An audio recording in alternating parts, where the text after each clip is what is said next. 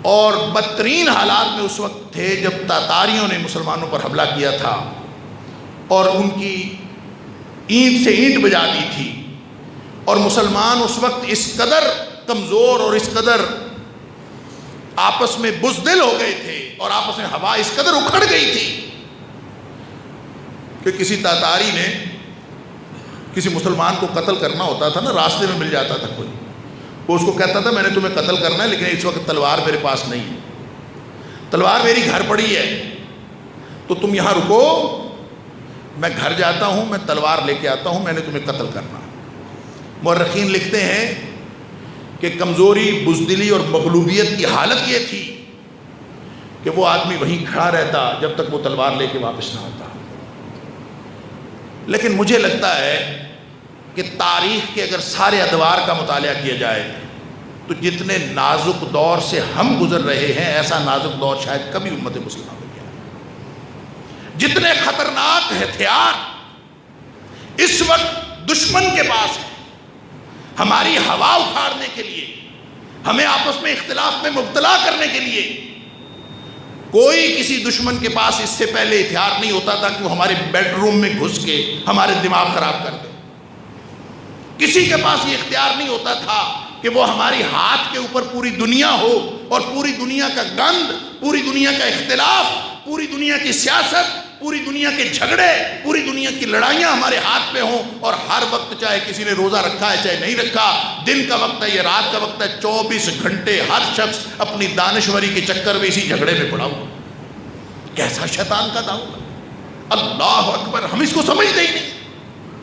اور پھر شیطان نے اصل میں کام یہ کیا ہے کہ ہمیں آپس میں لڑوا دیا، کسی کو تکفیر پر لگا دیا، خود ہی مفتی بن گئے، فلاں کافر فلاں کافر، تو بس خود ہی کافر قرار دو، اور کافر قرار دے کے اس کے بعد اس کی سزا بھی سنا دو۔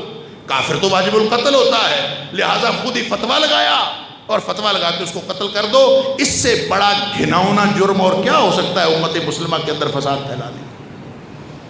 پھر جہاد کے نام پر ایسے جتھے اور ایسے گروہ پیدا ہو گئے، نام قرآن کا، الفاظ قرآن کے، آیات اللہ کے قرآن کی، لیکن مقصد سوائے مسلمانوں کے درمیان فساد پھیلانے کے اور کوئی مقصد نہیں۔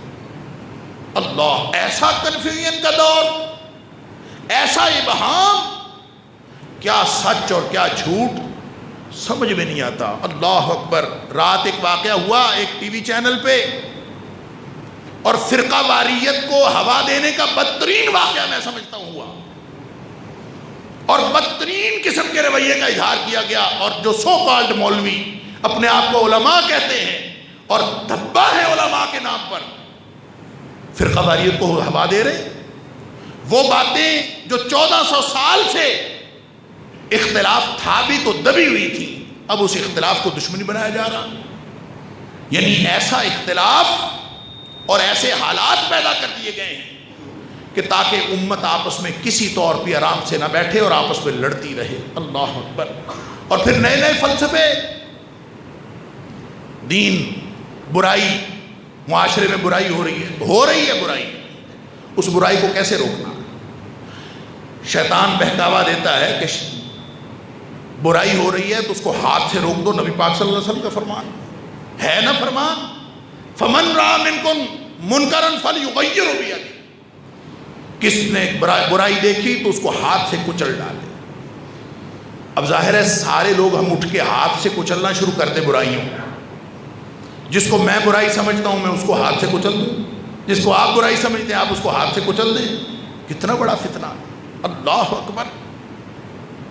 حضرت امام احمد بن حنبل رحمۃ اللہ علیہ ایک نقطہ نظر کے اختلاف کی وجہ سے کوڑے کھائے، انہوں نے قید و بند کی صعوبتیں برداشت کی انہوں نے، اللہ اکبر، لیکن انہوں نے تلوار نہیں اٹھائی، کوڑے کھائے۔ خود کہتے ہیں کہ جو مجھے ایک کوڑا لگتا تھا نا، اللہ اکبر، اگر کسی جانور کو لگتا تو وہ جانور، کسی اونٹ کو لگتا تو وہ بھی بلبلا اٹھتا، اور ایک ایک وقت میں کتنے کتنے کوڑے مارے جاتے تھے، وہ برداشت کر لیے۔ کیوں؟ تاکہ امت کے اندر اختلاف نہ ہو۔ اس امت کو جس دن اختلاف جس دن افتراق اور ٹکڑے ٹکڑے ہونے کی بیماری لگ گئی، پھر ان کو کسی دشمن کی ضرورت نہیں۔ یہ ہمارا دشمن سمجھتا ہے، ہم نہیں سمجھتے۔ ہم اپنا مسلک چمکا رہے ہوتے ہیں، ہم اپنے مسلک کی، اور پھر اندازہ کیجئے ہماری جو ذہنی کیفیت کا یہ جو رات واقعہ ہوا ہے اس کا رد عمل جو سوشل میڈیا پر ہو رہا ہے، اللہ اکبر، سب دین کی خدمت ہو رہی ہے۔ ایک تو وہ واقعہ ہوا، وہ واقعہ بجائے خود ایک گھناؤنا واقعہ، پھر اس کے بعد جو رد عمل ہے وہ اس پر جلتی پر تیل ڈالنے کے مترادف، لہذا مار دو اور پکڑ لو اور لانتی اور فلاں، اس سے کم کوئی بات ہی نہیں۔ اے اللہ کے بندو، تمہیں یہ چوکیدار کس نے بنایا ہے؟ تمہیں کس نے یہ اتھارٹی دی ہے؟ اور ایک تو میں نے پوسٹ پڑھی اور میں حیران رہ گیا، اس میں لکھا تھا کہ فلاں کے بارے میں کوئی اٹھ سکتا ہے تو اٹھے، کوئی کر سکتا ہے تو کرے، اس کا کام تمام کر دے۔ یہ پوسٹ میں لکھا ہوا تھا، انا للہ و انا الیہ راجعون۔ یہ ہم دین کی خدمت کر رہے ہیں؟ سن لیجئے، آپ کے سامنے مجرم کھڑا ہوا ہو، ثابت شدہ مجرم ہو، آپ اس کو سزا دینے کا اختیار نہیں رکھتے۔ سزا دینے کا اختیار قوت نافذہ کو ہے، وہ ریاست کو ہے۔ آپ کے سامنے چور ہو، مثال کے طور پر آپ کے گھر میں کلہاڑی پڑی ہوئی ہو، چور رنگے ہاتھوں پکڑا گیا ہو، آپ اس کو سزا نہیں دے سکتے۔ آپ کو معلوم ہو کہ یہ چور ہے، گواہ موجود ہوں، کلہاڑی گھر میں پڑی ہو، ہاتھ میں قوت ہو، پھر بھی آپ کے پاس اس کو سزا دینے کا اختیار نہیں ہے۔ اس لیے کہ یوں اگر مجرموں کو سزا دینا شروع کر دیں آپ، تو سوائے معاشرے میں فساد پھیلنے کے اور کیا ہوگا؟ اب کوئی شخص کہے کہ بھی چور کا ہاتھ کاٹنا تو اللہ کے قرآن کا حکم ہے۔ او بھائی حکم ہے، وہ تمہیں نہیں حکم، وہ اسلامی ریاست کو حکم ہے، وہ قوت نافذہ کو حکم ہے کہ وہ اس کا ہاتھ کاٹے۔ بعین ہی وہ سارے کام جو ہم نے سمجھا کہ یہ میں نے کرنے ہیں، جو ریاست کے کرنے والے کام ہیں وہ بھی میں نے کرنے ہیں، یوں ہم نے اپنے اپنے دین کو اپنی اپنی تشریح کے مطابق امپلیمنٹ کرنا چاہا، اور آج تک ہم اس آگ میں مزید آگے سے آگے بڑھتے جا رہے ہیں۔ یاد رکھیے، قوموں کی تباہی کا یہی موقع ہوتا ہے۔ اللہ کا قرآن کہتا ہے وَكُنْتُمْ عَلَى شَفَا حُفْرَةٍ مِّنَ النَّارِ، یہ آگ کے گڑھے کے کنارے پہنچ چکے تھے تم، وہ تو اللہ کے رسول صلی اللہ علیہ وسلم تشریف لے آئے، اور اللہ کی نعمت سے فَأَنْقَذَكُم مِّنْهَا، تمہیں اس آگ کے گڑھے سے بچا لیا۔ اب اگر تم ویسے بنو گے وَلَا تَكُونُوا كَالَّذِينَ تَفَرَّقُوا، ٹکڑے ٹکڑے ہونے والوں جیسے تم نہ ہونا، آپس میں اس ایسا اختلاف نہ کرنا۔ اللہ کا قرآن آ چکا، اللہ کے رسول صلی اللہ علیہ وسلم کا اسوہ قیامت تک کے لیے آپ کے پاس ہے۔ لن تضلوا ما تمسکتم بہما، ان دونوں سے چمٹے رہو گے تو قیامت تک گمراہ نہیں ہوگے۔ اس میں سب سے پہلی ضرورت اس وقت جس بات کی ہے، اور مجھے اس موضوع پر آج گفتگو کرنے کی جو ضرورت پڑی، مجھے اس معاشرے کے اندر لگی ہوئی آگ نظر آ رہی ہے۔ ہم سب کے اندر آگ ہے، جہاں محبت ہونی چاہیے تھی ہمارے اندر دشمنیاں ہیں، جہاں ایک دوسرے کو برداشت کرنا چاہیے تھا ہمارے اندر عدم برداشت کا رویہ ہے، اور سوائے لانتی کے، بے غیرت کے اور بدترین الفاظ کہنے کے ہم ایک دوسرے کو اور کچھ کہنے کے قابل ہی نہیں رہے۔ ہماری شائستگی کا بھی جنازہ نکلا، ہمارے آپس میں اخوت کا بھی جنازہ نکلا، ہمارے دین کے تصورات کا بھی جنازہ نکلا۔ ایسی صورتحال میں ضرورت ہے، اللہ اکبر، کہ ہم تھوڑا غور و فکر کریں، ہم اللہ کے قرآن کو پڑھیں۔ اللہ کا قرآن کہتا ہے کہ تمہارا دشمن یہی تو چاہتا ہے کہ تمہاری ہوا اکھڑ جائے، آپس میں لڑو، آپس میں اختلاف کرو۔ جس گھر میں اختلاف ہو جاتا ہے نا، جس گھر میں اختلاف ہو جاتا ہے، اس گھر میں پھر چین اور امن نہیں رہ سکتا۔ ہم نے ایک موضوع حدیث، ایک من گھڑت روایت، اختلاف امتی رحمت، امت کا اختلاف رحمت ہے، لہٰذا یہ یہ کوئی حدیث نہیں ہے. جو آپ کو کہتا ہے حدیث اس کو کہیں کہ دکھائیں. یہ موضوعات میں لکھی ہے محدثین نے. موضوع کا مطلب ہوتا ہے بناوٹی، من گھڑت. اختلاف کبھی رحمت نہیں ہوتا، اتفاق رحمت ہوتا ہے، اتحاد رحمت ہوتا ہے. رہ گئی بات علمی طور پر آپ کی رائے مختلف ہو سکتی ہے، اختلاف ہونا، اختلاف رائے ہونا اس میں کوئی حرج نہیں ہے، لیکن اختلاف کرنا اور اس اختلاف کی بنیاد پر آپس میں چاہے آپ جھگڑے کریں، علمی بنیادوں پر ہی جھگڑے کریں، وہ جھگڑا بھی اسلام نے پسند نہیں کیا، اور کیونکہ وہ جھگڑا دشمنی کی بنیاد بنتا ہے. اللہ تعالیٰ نے فرمایا وَإِن تَنَازَعْتُمْ فِي شَيْءٍ، بھئی کبھی اختلاف رائے ہو ہی جاتا ہے، آپس میں جھگڑا پڑ ہی گیا، میری سمجھ کچھ اور کام کر رہی ہے، آپ کی سمجھ کچھ اور کام کر رہی ہے، تو پھر کیا کرنا ہے؟ فرمایا پھر بھی اتحاد و اتفاق کا دامن ہاتھ سے نہیں چھوڑنا، بلکہ فَرُدُّوهُ إِلَى اللَّهِ وَالرَّسُولِ. تم ایسے کیا کرو، اللہ کے قرآن سے پوچھ لیا کرو، نبی پاک صلی اللہ علیہ وسلم سے پوچھ لیا کرو کہ وہ کیا فرماتے ہیں. اپنا فتویٰ خود جڑنے کے لیے یا اپنے کسی بڑے سے فتویٰ لینے کی بجائے اللہ اور اس کے رسول صلی اللہ علیہ وسلم سے پوچھیں. اور اللہ اور اس کے رسول صلی اللہ علیہ وسلم کے فرامین میں اگر تشریحات کا اختلاف بھی ہو جائے تو سن لیجئے، دین کا مزاج اختلاف کرانا اور لڑانا نہیں ہے.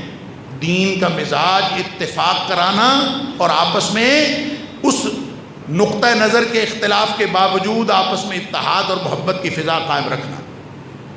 یہ اختیار آپ کو پھر بھی کسی نے نہیں دیا کہ آپ کسی کو لعنتی کہیں، نقطہ نظر کے اختلاف کی بنیاد پر آپ کسی کو بغیرت کہیں، آپ کسی کے خلاف فتویٰ جاری کریں، آپ کو کوئی اختیار نہیں.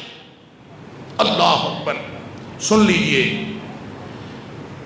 نقطہ نظر کا اختلاف عبداللہ بن ابی رئیس المنافقین نبی پاک صلی اللہ علیہ وسلم کے آپ کی حیات طیبہ میں موجود تھا. نبی پاک صلی اللہ علیہ وسلم کے ساتھ اختلاف کرتا تھا، صحابہ کرام کے ساتھ دشمنی رکھتا تھا، نبی کریم صلی اللہ علیہ وسلم کا دشمن تھا، لیکن اپنے آپ کو مسلمان کہتا تھا. تو نبی کریم صلی اللہ علیہ وسلم نے اس کے ساتھ کیا سلوک کیا؟ اس نے امت میں لڑائی اور جھگڑے کی آگ بھڑکانے کی کوشش کی. سورہ منافقون پڑھ کے دیکھ لیجئے. جب غزوہ بنو مصطلق سے واپس آ رہے تھے اور اس نے ایسی ایسی باتیں کی، ایسی ایسی ہرزہ سرائی کی نبی پاک صلی اللہ علیہ وسلم کی شان میں بھی اور صحابہ کرام کی اور مہاجرین کی خاص طور پہ، ہم ان کو نکال دیں گے مدینے سے، ہم یہ کر دیں گے، ہم وہ کر دیں گے. قرآن میں موجود وَلَئِن رَجَعْنَا إِلَى الْمَدِينَةِ لَيَخْرُجَنَّ الْأَعَزُّ مِنْهَا الْأَذَلُّ، کہ ہم جب جائیں گے مدینہ میں تو ہم میں سے جو عزت والا ہے وہ ذلت والوں کو نکال دے گا. ایسی ایسی ہرزہ سرائی. اس کی ساری باتیں اللہ تعالیٰ نے وحی کے ذریعے نبی پاک صلی اللہ علیہ وسلم کو بتا. اب نبی پاک صلی اللہ علیہ وسلم کو یہ باتیں معلوم ہوئیں تو جب مدینے آ کے داخل ہونے لگے تو اسی عبداللہ بن ابی کا بیٹا جو ایک جلیل القدر صحابی تھے اور مخلص صحابی، حضرت عبداللہ بن ابی، وہ تلوار پکڑ کے کھڑے ہو گئے اور اپنے ابا سے کہا کہ تمہیں مدینے میں داخلے کی اجازت نہیں مل سکتی جب تک نبی پاک صلی اللہ علیہ وسلم اجازت نہ دے. نبی پاک صلی اللہ علیہ وسلم آنے دو. عمر اٹھے، اللہ کے رسول صلی اللہ علیہ وسلم میں اس منافق کی گردن نہ مار دوں؟ اضرب عنق ھذا المنافق. ایک روایت میں آتا ہے حضرت عمر فاروق رضی اللہ عنہ فرماتے ہیں اضرب عنق ھذا الخبیث، اس منافق کی، اس خبیث کی گردن نہ مار دوں. اللہ اکبر. اب نبی پاک صلی اللہ علیہ وسلم نے یہ نہیں فرمایا کہ اس کو خبیث نہ کہو، یہ بھی نہیں فرمایا کہ اس کو منافق نہ کہو، یہ منافق نہیں ہے. منافق تو وہ تھا، خبیث بھی وہ تھا، لیکن نبی پاک صلی اللہ علیہ وسلم فرمایا نہیں، قتل نہیں کر سکتے تم اس کو، قتل نہیں کرنا. کیوں؟ اس لیے قتل نہیں کرنا کہ ان یتحدث الناس ان محمدا یقتل اصحابہ، لوگ کہیں گے کہ محمد کریم صلی اللہ علیہ وسلم اپنے ساتھیوں کو قتل کروا دیتا ہے. عبداللہ بن ابی ساتھی تھا نبی پاک صلی اللہ علیہ وسلم کا، وہ تو دشمن تھا. کیوں فرمایا کہ ساتھی؟ اس لیے کہ دشمن کے مقابلے میں یہ جو مسلمانوں کا گروہ تھا وہ اس کا حصہ تھا، تاکہ آپس کی ہوا نہ اکھڑے، آپس میں اختلاف پیدا نہ ہو اور اس اختلاف سے دشمن فائدہ نہ اٹھائے۔ نبی اکرم صلی اللہ علیہ وسلم نے اگر عبداللہ بن ابی کو چھوڑ دیا ہے تو یہاں جس کا عقیدہ جتنا بھی گیا گزرا ہو عبداللہ بن ابی سے گیا گزرا تو نہیں، تو پھر ہم کسی کو برداشت کرنے کے لیے کیوں نہیں تیار؟ اور پھر ہم سمجھتے ہیں کہ کہیں پہ اگر ظلم یا برائی ہو گئی ہے اس کے ذمہ دار ہم ہیں، اور نہیں بھائی، اگر چور کا ہاتھ نہیں کٹ رہا، اگر ظالم کو سزا نہیں مل رہی تو اس کے ذمہ دار آپ نہیں ہیں، اس کی ذمہ دار ریاست ہے۔ آپ اپنا کام کریں، لا یکلف اللہ نفسا الا وسعہا۔ لہٰذا اس دور میں کسی ایسے مجتمع اور جامع اور جس پر ہم سب اکٹھے ہو جائیں، ایک ایسے بیانیے کی ضرورت ہے، قومی بیانیے کی ضرورت ہے۔ ہمیں ایک دوسرے کے ساتھ محبتیں بڑھانے کے لیے کوئی لائحہ عمل طے کر لیں کہ ہم کسی کو اختلاف اپنی اپنی جگہ، لیکن اس اختلاف کو دشمنی نہ بننے دیں، آپس میں اختلاف کو دشمنی بننے بھی نہ دیں اور اس کا اظہار بھی بالکل نہ کریں، دل میں جو مرضی آتا ہے اس کا اظہار بالکل نہ کریں، اس لیے کہ جس دن آپس کا جھگڑا نمایاں ہوگا فَتَفْشَلُوا وَتَذْهَبَ رِيحُكُمْ، اسی دن دشمن کا کام بن گیا کہ دشمن نے تمہاری ہوا اکھاڑ دی، تمہیں بزدل کر دیا، اب دشمن آرام سے بیٹھا تمہاری یہ جنگ آپس کی خانہ جنگی دیکھ رہا۔ لہٰذا دشمن کی ہر وقت یہ کوشش ہے کہ امت آپس میں لڑے۔ ہمیں طے کر لینا چاہیے کہ حالات جتنے مرضی مشکل ہوں، ہم نے آپس میں اختلاف نہیں کرنا، جھگڑا نہیں کرنا، لڑائی نہیں کرنی۔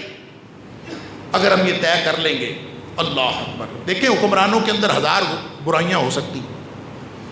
نبی اکرم صلی اللہ علیہ وآلہ وسلم سے صحابہ کرام نے پوچھا، اللہ کے رسول صلی اللہ علیہ وسلم ایسے حکمران، آپ نے فرمایا ان قریب ایسے حکمران ہوں گے کہ جن کے اندر کچھ اچھائیاں ہوں گی لیکن بہت ساری برائیاں تم دیکھو گے۔ صحابی پوچھتا ہے اللہ کے رسول صلی اللہ علیہ وسلم ہم ان کے خلاف پھر لڑائی کریں؟ آپ نے فرمایا نہیں۔ مسلم شریف کی حدیث میں آپ نے فرمایا وہ جیسے بھی ہوں ان کی اطاعت سے ہاتھ نہیں کھینچنا۔ کیوں؟ اس لیے کہ جب آپ اس نظام کو خراب کرو گے، ان کی اطاعت سے ہاتھ کھینچو گے، ایک طوائف الملوکی پیدا ہوگی، آپس میں فساد پیدا ہوگا، فساد پیدا ہوگی تو امت ہی نہیں رہے۔ لہذا فرمایا کہ نہیں، وہ جیسے بھی ہیں ان کے خلاف لڑنا نہیں، حتی ما صلو، جب تک نمازیں پڑھتے ہیں نا تب تک آپ نے ان کو کچھ نہیں کہنا۔ یہاں سے ہم نے یہ سمجھا کہ بے نمازی کو مار دینا چاہیے، اور نہیں بھائی، اس کا مطلب یہ نہیں ہے۔ اس کا مطلب یہ ہے کہ جو ادنا ترین دین کی مبادیات ہیں، جو اس کا سب سے چھوٹا لیول ہے، اگر دین کے سب سے چھوٹے لیول کا بھی کوئی دعوے دار ہو تو آپ کے پاس اس کے خلاف کھڑے ہونے کا یا خروج کرنے کا کوئی جواز نہیں، کیونکہ نماز ادنا ترین حصہ ہے۔ ہم اس کو بہترین مسلمان کہتے ہیں جو 5 وقت کی نماز پڑھتا ہے۔ نبی پاک صلی اللہ علیہ وسلم فرماتے ہیں وہ ادنا ترین مسلمان ہے جو 5 وقت کی نماز پڑھتا ہے۔ آپ نے فرمایا کہ لَتُنْقَضَنَّ عُرَى الْإِسْلَامِ عُرْوَةً عُرْوَةً، کہ اسلام کی کڑیاں ایک ایک کر کے ٹوٹتی چلی جائیں گی، اور ایک وقت آئے گا کہ لوگ جب اوپر والی کڑی ٹوٹے گی اس سے نیچے والی کڑی کو پکڑ لیں گے، اور کرتے کرتے یعنی لوگ آہستہ آہستہ اسلام کو چھوڑتے چلے جائیں۔ پھر نبی پاک صلی اللہ علیہ وسلم کی تشریف فرمائی، اولہن نقداً الحکم، پہلی کڑی جو اسلام کی ٹوٹے گی وہ یہ کہ پوری دنیا پر قانون اللہ کی بجائے غیر اللہ کا آ جائے، اور آخری کڑی جو ٹوٹے گی وہ نماز ہے۔ تو اس کا مطلب یہ ہوا کہ جب نبی پاک صلی اللہ علیہ وسلم فرمایا حتی ما صلو، تو اس کا مطلب ہے کہ جس قوم کے حکمران ادنا ترین دینی تقاضوں کو پورا کر رہے ہوں ان کے خلاف خروج جائز نہیں ہے، ان کے خلاف آپ اٹھ کے کھڑے نہیں ہو سکتے، تاکہ آپ کا اس قوم کا تشخص بطور ملت برقرار رہے، آپ کا دشمن آپ کے اختلاف سے فائدہ نہ اٹھائے۔ لہذا اس کنفیوژن کے دور میں، اس ابہام کے دور میں، جہاں شیطان کے داؤ بھی سمجھنے سے ہماری حد ادراک سے باہر ہیں، اور ہمیں کس کس طرح سے شیطان بہکا رہا ہے، کس کس طرح سے ہمارا دشمن ہمارے اندر آ کے حملے کر رہا ہے، ہمیں سمجھ نہیں آ رہی۔ اس کنفیوژن کے دور میں ہمارے لیے ایک ہی راستہ ہے کہ اللہ کے قرآن سے جڑ جائیں، نبی پاک صلی اللہ علیہ وسلم کے فرمان سے، اور اس کا طریقہ یہ ہے کہ ہم آپس میں یہ طے کر لیں، حالات جتنے مرضی خراب ہوں آپس میں لڑنا نہیں۔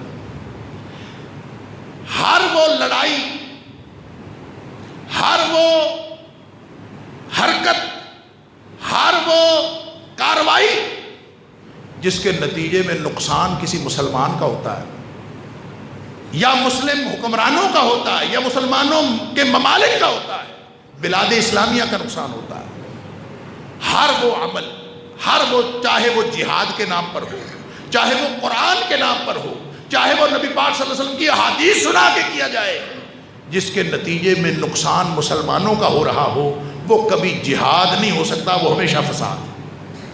بس اسی سے پہچان لیں کہ جو بھی عمل ہو رہا ہے، جو بھی کام ہو رہا ہے، اس کے نتیجے میں مسلمانوں کو اور اسلام کو فائدہ ہو رہا ہے کہ نقصان ہو رہا ہے۔ اگر فائدہ ہو رہا ہے تو انشاءاللہ وہ جہاد ہے، اور اگر مسلمانوں کا، بلاد اسلامیہ کا، ملک پاکستان کا اور ملت اسلامیہ کا نقصان ہو رہا ہے تو وہ چاہے قرآن کی آیت پڑھ کے کر رہا ہو نا، وہ کبھی جہاد نہیں ہو سکتا۔ اللہ اکبر، علی ھذا القیاس، وہ قومی بیانیہ کہ ہم سارے اکٹھے ہو جائیں، اس پر اللہ نے پاکستان کے مسلمانوں کو، پاکستان کے علماء کو توفیق دی۔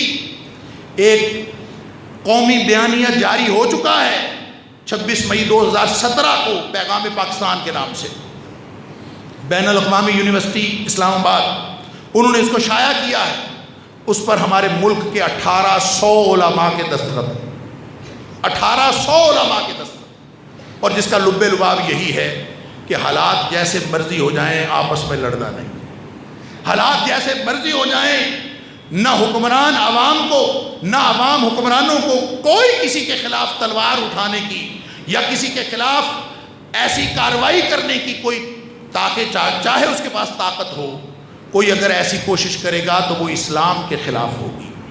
اور یہ اللہ کے قرآن نے سورہ مائدہ کے اندر واضح طور پر فرما دیا، ان الذین یحاربون اللہ ورسولہ ویسعون فی الارض فسادا، جو لوگ اللہ اور اس کے رسول صلی اللہ علیہ وسلم کے خلاف جنگ کرتے ہیں اور جتھا بندی کر کے زمین میں فساد پھیلانا چاہتے ہیں، ان کی اللہ نے سزا بتا دی، 4 سزائیں بتا دی، ان یقتلوا او یصلبوا او تقطع ایدیہم وارجلہم من خلاف او ینفوا من الارض۔ 4 میں سے کوئی ایک سزا ریاست اسلامی ان کو دے سکتی ہے، کیا؟